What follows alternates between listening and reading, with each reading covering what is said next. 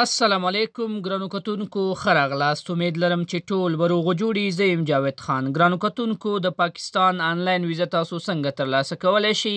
دغې ویزې ته به د کوم ځای نه نوملیکنه کوئ، دغه ویزه به تاسو ته په څومره وخت کې راځي او د دې ویزې لپاره د کومو اسنادو اړتیا ده، دغه ټول معلومات زه تاسو سره په همدې ویډیو کې شریکوم. خو مخکې له دې نه ګرانو کتونکو چې د مکملې ویډیو په طرف لاړ شو، که چیرې تاسو زموږ یوټیوب چینل ته نوي یاستئ مهرباني وکړئ زموږ چینل ځان سره سبسکرایب کړئ، ورسره خوا کې د بیل یا ګنټې نشان انتخاب کړئ او هلته بیا آل انتخاب کړئ تر څو تاسو له ټولو نویو ویډیوګانو نه په وخت سره خبر شئ.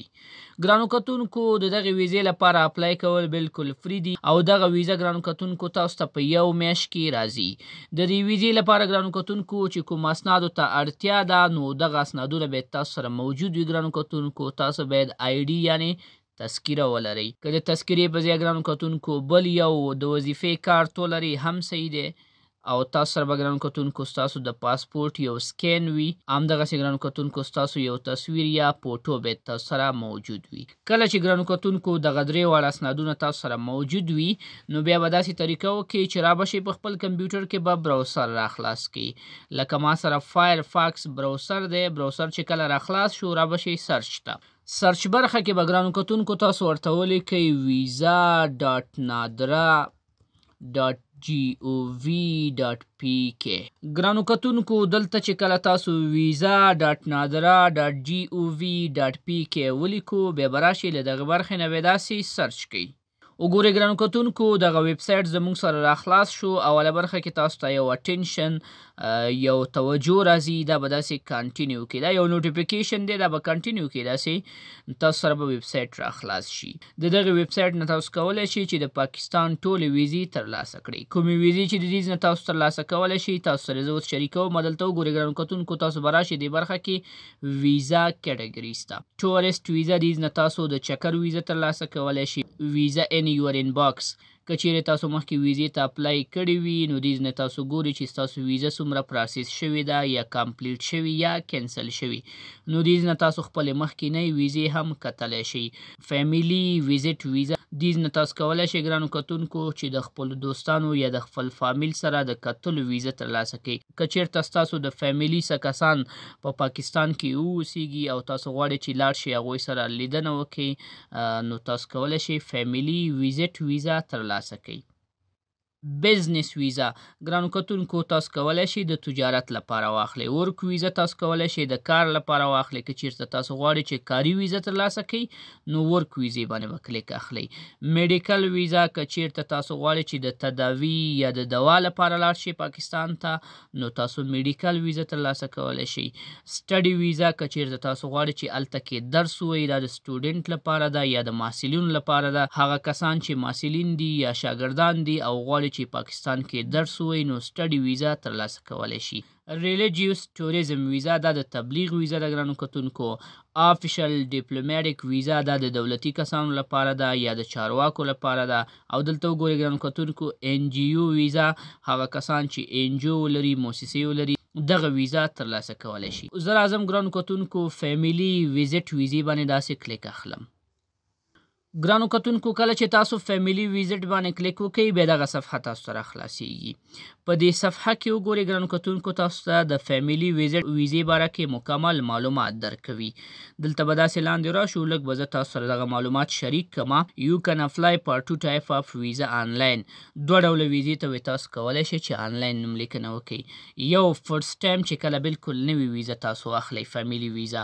بل اکسټینشن که چیرې تاسو مخکې نه ویزه ولرئ او غواړئ چې موده یې زیاته شي، تمدید شي، نو تاسو اکسټینشن هم دې نه اخیستلی شئ. ګرانو کتونکو لکه مخکې چې ما تاسو ته یادونه وکړه د دغې ویزې ریکوایر ډاکومنټ چې دي یا ضروري اسناد چې دي، فوټوګراف تاسو باید یو تصویر ولرئ، پاسپورټ ولرئ او یو بل سند ولرئ. هغه که چیرته تاسو سره میریج سرټیفیکیټ وي یا د واده سرټیفیکیټ چې ورته وي، یا که چیرته تاسو سره تذکیره وي او که د وظیفې کارت هم تاسو سره موجود وي نو تاسو کولی شئ چې ورته اپلوډ یې کړئ.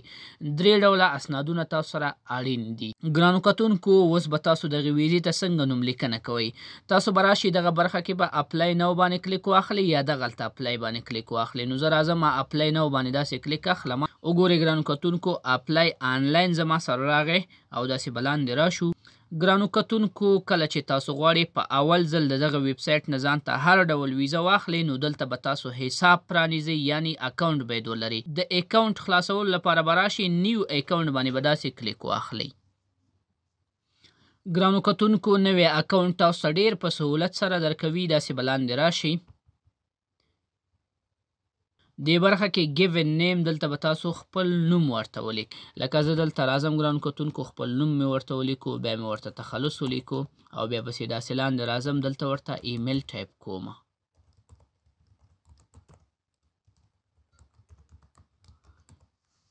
کله چې ګرانو کتونکو نوم تخلص او ایمیل ټایپ کې را به شي ری ټایپ یور ایمیل خپل ایمیل به بیا هم دلته ولیکئ. 2 ځلې به دا ایمیل لیکئ. یو ځل د تایید لپاره ګرانو کتونکو. ګرانو کتونکو دلته چې خپل ایمیل ولیکو بیا به راشئ ورته به خپل د پاسپورټ نمبر ولیکئ. پاسپورټ نمبر هم چې ګرانو کتونکو ولیکو بیا به تاسو راشئ خپل اکاونټ ته به یو پاسورډ وټاکئ. د پاسورډ شرط دا دی ګرانو کتونکو چې کم نه کم یو غټ حرف پکې باید وي، وړه حروف باید ولري او یو نمبر هم باید ولري. نو ګرانو کتونکو دې برخه کې زه خپل پاسورډ ورته داسې ټایپ کومه. ماته پاسورډ کې ولیکه چې ګوډ. نو پاسورډ صحیح دی. له دې نه وروسته ګرانو کتونکو تاسو ته دغه برخه کې کوډ راځي. که دا کوډ تاسو ته ډېر سخت وي له دغه ځینه بدلولی هم شئ. داسې ګرانو کتونکو نو زه راځمه دې برخه کې دا کوډ ورته داسې لیکمه. کله چې دغه کوډ ولیکو سیو اینډ کنټینیو باندې به داسې کلیک واخلئ. کله چې ګرانو کتونکو سیو او نیکسټ باندې کلیک واخلئ نو تاسو ته دغه صفحه راځي بک ټو لاګن. نو دلته کې ګرانو کتونکو ستاسو جیمیل ته یو ایمیل راځي. تاسو به هغه ایمیل باندې کلیک واخلئ او هغلته کې تاسو ته پن کوډ درکوي او تاسو به ګرانو کتونکو خپل ایمیل هلته کې کانفرم کوئ. نو اوس وګورئ ګرانو کتونکو دغه کانفرمیشن ایمیل چې دی زما جیمیل ته راغلی او جیمیل زما سره په موبایل کې فعاله دی. زه راځم دلته کې ګرانو کتونکو خپل موبایل کې تاسو ته طریقه ښیم ځکه اکثره کسان سره جیمیل موبایل کې فعالوي. نو ګورئ دلته به زه خپل جیمیل آی ډي داسې راخلاصه کړمه. کله چې زما سره جیمیل آی ډي راخلاصه شوه نو دلته وګورئ ګرانو کتونکو اول نمبر باندې پی کې ویزې نه ماته یو ایمیل راغلی دی. زه به د ایمیل داسې راخلاص کړمه. ایمیل چې راخلاص شو ګرانو کتونکو دلته وګورئ ماته یو کوډ هم راکړی دی 4538. دغه کوډ دی. زه به لږ تاسو ته زوم کړمه او له دې نه وروسته ګرانو کتونکو دا کوډ به تاسو داسې را کاپي کئ یا به یې ځان سره ولیکئ او بیا به تاسو لاندې راشئ کانټینیو رجسټریشن باندې به داسې کلیک واخلئ. لږ انتظار به ورته وکئ. داسې به لاندې راشئ ګرانو کتونکو. دغه کیپچه به داسې بدله کئ تر څو تاسو ته اسانه کیپچه راشي. دې برخه کې به ورته هماغه کوډ ولیکئ 4538 او لاندې به ګرانو کتونکو تاسو ورته دغه کیپچه ولیکئ XPE. له دې نه وروسته ګرانو کتونکو تاسو وریفای باندې به کلیک واخلئ. وګورئ ګرانو کتونکو زمونږ ایمیل سکسس شو. اوس ګرانو کتونکو بیرته راځو د کمپیوټر سکرین ته او هلته کې زه غواړم چې مخکې طریقه تاسو ته وښیمه. دلته به راشئ ګرانو کتونکو بک ټو لاګن باندې به کلیک واخلئ. بک ټو لاګن باندې چې کلیک واخستو اوس وګورئ ګرانو کتونکو ایمیل ادرس خپله دلته کې راغلی دی. زه دلته کې راځم پاسورډ ته. پاسورډ هم تیار ما سره سیو شوی. تاسو به یې هم سیو کړئ. پاسورډ هم دلته کې ولیکل شو. تاسو به راشئ دې برخه کې به دغه کوډ داسې چینج کړئ. یو اسانه کیپچه به راواخلئ لکه دا وګورئ ګرانو کتونکو 6R3. زه راځم 6R3. بیا به تاسو په لاګین باندې کلیک واخلئ. ګرانو کتونکو اوس وګورئ تاسو ته دغه صفحه راخلاصیږي ګایډلاین والا صفحه ده. دلته به راشئ اکسپټ اینډ کنټینیو باندې به کلیک واخلئ. اوس وګورئ ګرانو کتونکو چې مونږ دغه ویب سایټ سره راجسټر شو. دلته زمونږ حساب یا اکاونټ جوړ شو. نو بالکل فرش نوی اکاونټ دی. دلته کې مونږ تر اوسه هیڅ ویزه هم نه ده پراسس کړې. هیڅ ویزه هم پراسس ته نه ده ورکړې. نو تاسو اوس که چیرته غواړئ چې نوې ویزه واخلئ نو دلته به راشئ نیو اپلیکیشن باندې به داسې کلیک واخلئ. کله چې نیو اپلیکیشن باندې کلیک واخستو تاسو ته لاندې راځي نیو اپلیکیشن. تاسو به دلته پی کې ویزه انتخاب کړئ داسې ورته او دې ځای کې وګورئ ګرانو کتونکو را به شئ نیشنلټي باندې به کلیک واخلئ. زه ورته افغانستان انتخابومه او بیا راځم سټارټ اپلیکیشن باندې کلیک اخلم. اوس وګورئ ګرانو کتونکو زموږ سره د ویزې اپلیکیشن را خلاص شو چې کله تاسو اکاونټ ولرئ دې نه وروسته په همدغه اکاونټ باندې کولی شئ هر څومره ویزې چې وغواړئ ورته اپلیکیشن ډک کړئ او د دغه اکاونټ په واسطه باندې ګرانو کتونکو تاسو نورو کسانو ته هم ویزې راغوښتلی شئ ځان ته هم راغوښتلی شئ. راځو ګرانو کتونکو اولې برخې ته ویزا کیټګري دې باندې به داسې کلیک واخلئ دې نه ورته کیټګري انتخاب کړئ لکه زه راځم فیملي ویزټ باندې کلیک اخلم. فیملی ویزټ زما سره انتخاب شو بیا راځم ویزا سب کیټګري دې برخه کې هم ورته فیملی ویزټ اخلم. له دې نه وروسته اپلیکیشن ټایپ کې تاسو انتخابوئ چې نوې ویزا غواړئ او که مخکینۍ ویزا غواړئ تمدید کړئ. نو که نوې ویزا غواړئ انټري باندې به کلیک واخلئ که غواړئ چې ویزا تمدید کړئ ایکسټنشن باندې به کلیک واخلئ. زه په انټري باندې داسې کلیک اخلم. ویزا ټایپ ته راځم دې برخه کې سنګل انټري او مالټیپل انټري. سنګل انټري نه مطلب دا دی ګرانو کتونکو چې تاسو دغه ویزا باندې یو ځل ځئ او که چیرته تاسو غواړئ چې دغه ویزا باندې څو ځلې لاړ شئ نو بیا مالټیپل انټري باندې کلیک اخلئ. زه راځم سنګل انټري ورته انتخابوم. مالټیپل انټري ګرانو کتونکو دغه ویزا کې اوس فلحال نه ورکوي نو ځکه ورته زه سنګل انټري انتخابوم.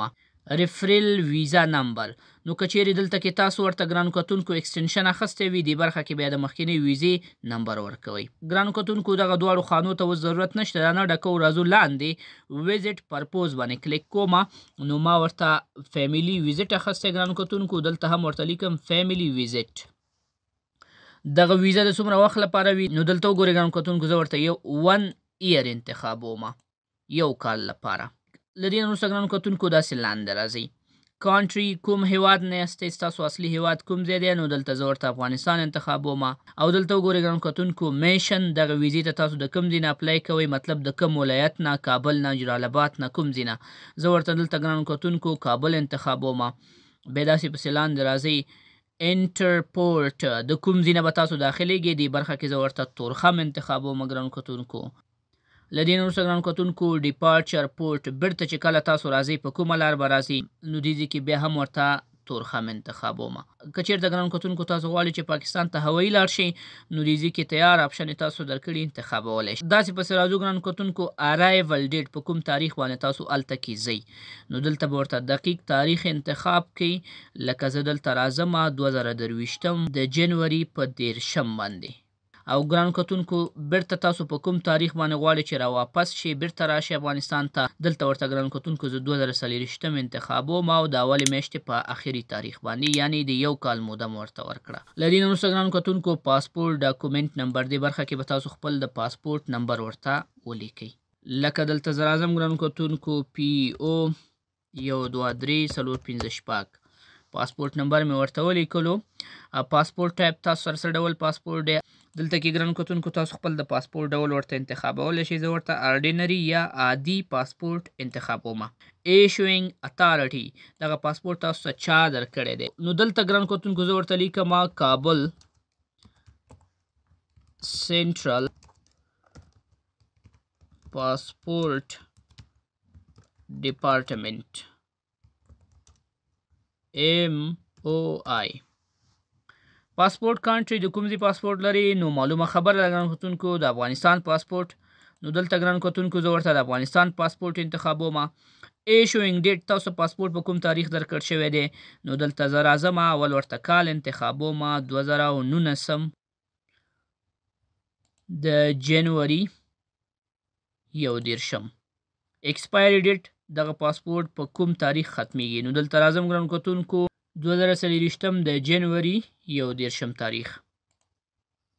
ګرانو کتونکو ایشو ډیټ او ایکسپایري ډیټ دا دواړه به تاسو د خپل پاسپورټ نه ولیکئ.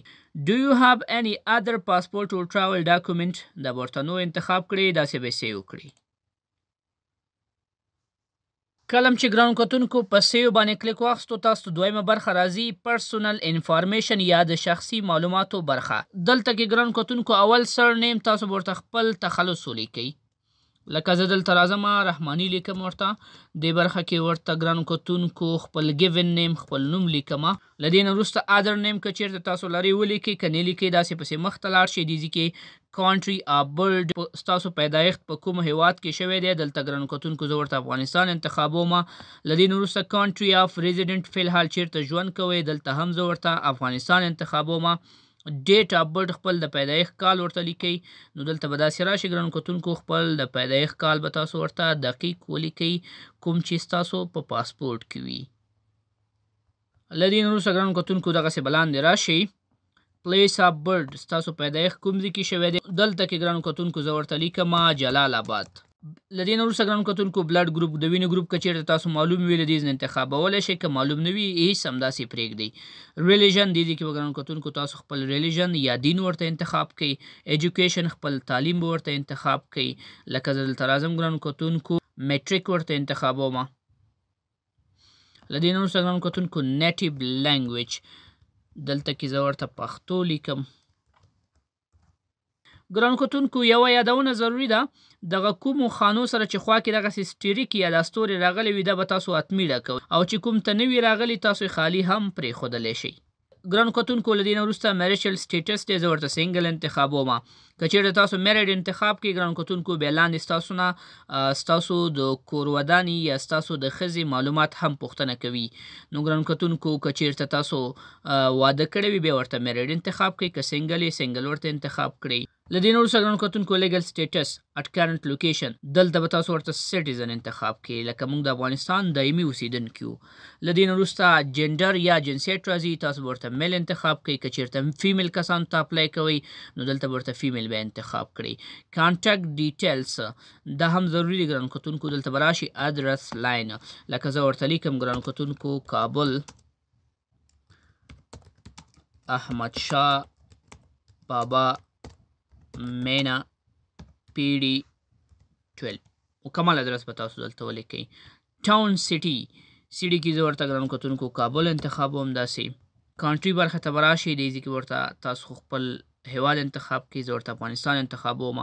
له دې وروسته ګرانو کتونکو هاو لانګ هاو یو سټیډ اټ دیس ادرس دلته وګورئ ګرانو کتونکو ټاون یا سټي کې ما ورته کابل انتخاب کړی، نو تاسو چې کابل کې تاسو څومره وخت کېږي چې ژوند کوئ. دلته ګرانو کتونکو زه راځم 8 میاشتې ورته انتخابوم. د مانټ یا د میاشتې نه وروسته به تاسو خپل ایمیل ادرس ورته ټایپ کړئ، لکه زه دلته راځم ګرانو کتونکو دا زما ایمیل ادرس شو. لینډلاین نمبر کې ګرانو کتونکو تاسو که لیکئ که نه لیکئ ضرورت نشته دی، لاندې راشئ موبایل نمبر حتمي دی، تاسو به دلته ورته خپل د موبایل نمبر ولیکئ. اول به کنټري ورته افغانستان انتخاب کړئ، بیا به راشئ دې برخه کې به خپل نمبر ورته داسې ټایپ کړئ. پریزنټ نیشنلټي اوس مهال د کوم ځای تابعیت لري، نو دلته تیار افغانستان انتخاب شوی دی. اکوایرډ بای کې به تاسو ګرانو کتونکو ورته برټ انتخاب تاسو پیدایښت چې په هر ځای کې شوی وي. له دې وروسته به ګرانو کتونکو داسې مخکې راشئ. ادر نیشنلټي انفارمیشن که د بل ځای تابعیت تاسو ولرئ نو دلته به ورته انتخاب کړئ. نو دلته کې زه ګرانو کتونکو زه د بل ځای تابعیت نه لرم، افغانستان ورته بیا هم انتخابوم. کویشن ډیټ دې ځای کې ورته ګرانو کتونکو تاسو تاریخ انتخاب کړئ، هر تاریخ چې ورته تاسو لګوئ. ګرانو کتونکو که چېرته تاسو دویم دریم تابعیت ولرئ اډ نیشنلټي باندې کلیک اخلئ نو دا دلته کې تاسو سره اډ کېږي. داسې له دې نه وروسته ګرانو کتونکو تاسو به راشئ په سیو باندې به داسې کلیک واخلئ. وګورئ ګرانو کتونکو اوس زموږ سره فیملی انفارمیشن برخه راغله. فیملی انفارمیشن برخه کې فادرز انفارمیشن د خپل پلار مکمل نوم به دلته کې تاسو ولیکئ. که پاسپورټ یې تاسو سره وي پاسپورټ نمبر به دلته ولیکئ، پیدایښت کال به ولیکئ او کنټري به ورته داسې انتخاب کړئ. دلته کې ګرانو کتونکو دغه خانې ډېرې ضروري نه دي، صرف نیشنلټي ته زه راځم او دې برخه کې ورته افغانستان انتخابوم. بیا بسې داسې لاندې راشي مادرس انفارمیشن د مثال پر ډول دلته کې ګرانو کتونکو زه ورته لیکم چې بیبي هوا. لاندې راځم نیشنلټي ورته صرف انتخابوم افغانستان، دغه نورې خانې ضروري نه دي، تاسو یې مه ډکوئ. له دغې نه وروسته ګرانو کتونکو do you have any company member during your travel to Pakistan کله چې تاسو غواړئ پاکستان ته سفر وکړئ په دغه ویزه باندې، که چېرته تاسو سره کوم ملګری هم ځي نو دلته کې ګرانو کتونکو دغه ټیک مارک باندې تاسو کلیک اخلئ. کله چې دې ټیک مارک باندې کلیک واخلئ بیا دغه کس پاسپورټ او نور معلومات به یې ډک کړئ، او که چېرته تاسو سره کوم ملګری نه وي تنها ځئ نو ګرانو کتونکو دا به داسې ټیک مارک نه وباسئ. بیا به راشئ ګرانو کتونکو په سیو باندې به کلیک واخلئ تر څو تاسو بلې برخې ته لاړ شئ. اوس وګورئ ګران کتونکو فاینانس اینډ امپلایمنٹ برخې ته راغلو. مالی او ستاسو د وظیفې په اړه معلومات دي چې تاسو څه کاروبار کوئ، ستاسو څه دنده، څه مصروفیت لرئ. دلته کې ګران کتونکو تاسو امپلایډ ورته انتخابوئ. که امپلایډ انتخاب کړئ د خپل وظیفې مکمل معلومات به تاسو لاندې برخه کې ورته رسوئ. که چیرته تاسو ان امپلایډ ورته انتخاب کړئ نو بیا تاسو نه ګران کتونکو د هیڅ پوښتنه هم نه کوي. او که چیرته ګران کتونکو تاسو شخصي کاروبار ولرئ نو سیلف امپلایډ باندې به کلیک واخلئ. که سټوډنټ وي سټوډنټ باندې به کلیک واخلئ. که ریټایرډ وي ریټایرډ یا تقاعد باندې به کلیک واخلئ. نو دلته کې ستاسو ګران کتونکو چې هر څه شغل هر څه وظیفه وي هغه به دلته ورته انتخاب کړئ. پرسونل سرکمسټنس نه وروسته ګران کتونکو بینک اکاونټ انفارمیشن. که چیرته تاسو په پاکستان کې بینک اکاونټ ولرئ یعنی پاکستاني بینک اکاونټ ولرئ دا به ټیک مارک کړئ او لاندې به ټول معلومات د خپل د بینک اکاونټ ولیکئ. که چیرته ونه لرئ ګران کتونکو دا به داسې ټیک مارک نه وباسئ او بیا به راشئ ګران کتونکو سیو باندې به کلیک واخلئ تر څو چې تاسو بلې برخې ته لاړ شئ. پریویوس ټراول هیستوري دې برخه کې ګران کتونکو که چیرته تاسو مخکې کومه ویزه ولرئ نو بیا دلته کې به تاسو راشئ ټراول هیستوري به ورته یاز کړئ او د مخکینی ویزې معلومات به ټول ولیکئ. که وی نه لرئ ګران کتونکو داسې به نو کوئ. ویزا ریفیوزل هیستوري دا به هم ورته نو کوئ. پاکستان ویزا هیستوري دا به هم نو کوئ. کانویکیشن ان ادر پینالټیز انفارمیشن ګران کتونکو دا به هم ورته داسې نو کوئ. له دې نه وروسته به راشئ په سیو باندې به داسې کلیک واخلئ. دې نه وروسته ګران کتونکو تاسو ته راځي ډاکومنټس اینډ فوټوګراف. دغه برخه کې به ګران کتونکو تاسو خپل اسنادونه ورته اپلوډ کړئ. داسې به ګران کتونکو لاندې راشئ سپورټینګ ډاکومنټ ټایپ برخې ته. اول به دلته کې تاسو ورته خپل پاسپورټ انتخاب کړئ. بیا به راشئ چوز باندې به داسې کلیک واخلئ او تاسو به خپل پاسپورټ را اپلوډ کړئ په هر ځای کې چې تاسو سره ستاسو پاسپورټ سیو وي. زما سره ګران کتونکو دلته دی پاسپورټ باندې داسې کلیک اخلم. وګورئ ګران کتونکو کله چې ستاسو پاسپورټ چوز شو بیا به داسې اپلوډ باندې کلیک واخلئ. لږ انتظار به وکړئ تر څو چې ستاسو پاسپورټ تاسو سره اپلوډ شي. ګران کتونکو وګورئ زموږ سره پاسپورټ اپلوډ شو. انفو پاسپورټ از اپلوډډ. اوس به راشئ ګران کتونکو خپل تصویر به ورته اپلوډ کړئ. فوټوګراف باندې به داسې کلیک واخلئ. فوټوګراف باندې چې کلیک واخستو را به شي چوز باندې به کلیک واخلئ. خپل تصویر به ورته انتخاب کړئ. بیا به اپلوډ باندې کلیک واخلئ او لږ انتظار به وکړئ تر څو چې ستاسو تصویر اپلوډ شي. وګورئ ګران کتونکو زموږ سره تصویر هم اپلوډ شو. اوس به راشئ ګران کتونکو یو دریم سند ضروري دی هغه به هم ورته اپلوډ کړئ. زه دلته کې راځم ګرانو کتونکو ادر باندې داسې کلیک اخلم. بیا راځم چوز ته او خپله تذکره ورته انتخابوم. بیا داسې اوپن کوم او له دې نه وروسته په اپلوډ باندې داسې کلیک اخلم. نو وګورئ ګرانو کتونکو دغه درې ډوله اسنادونه ضروري دي دا به تاسو حتما دلته کې اپلوډوئ. خوږو دوستانو وګورئ دغه درې واړه اسنادونه چې کله تاسو سره اپلوډ شو بیا به راشئ په سیو باندې به کلیک واخلئ. اسنادونه چې اپلوډ شو ګران کتونکو او سیو باندې کلیک واخستو تاسو سره ستاسو د اپلیکیشن سمري راځي. نو دې برخه کې به ګران کتونکو تاسو خپل ټول معلومات دقیقاً چک کړئ چې ستاسو نوم کې غلطي نه وي، پاسپورټ نمبر کې، پیدایښت کال کې او نور څومره معلومات چې دي دا ټول به دلته کې ګران کتونکو یو په یو چک کړئ.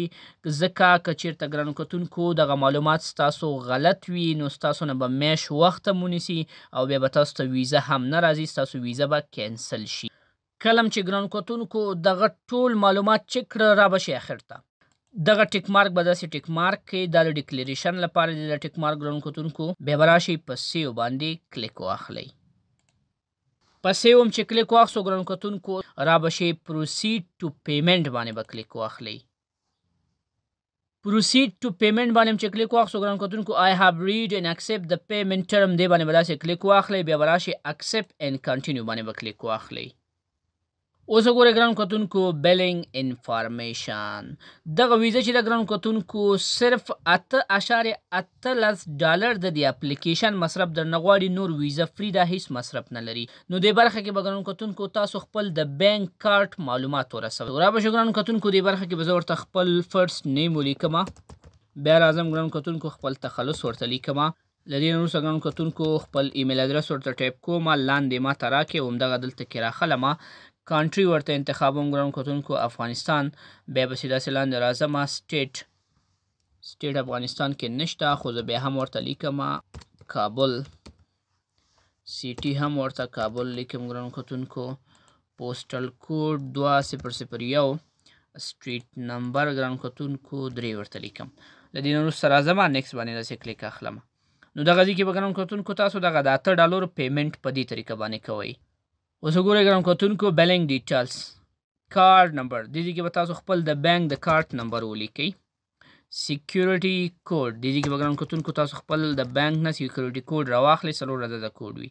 ایکسپایري په کوم وخت باندې ستاسو دغه کارت تاریخ ختمیږي نو دلته کې ګران کتونکو زه ورته 2015 انتخابوم.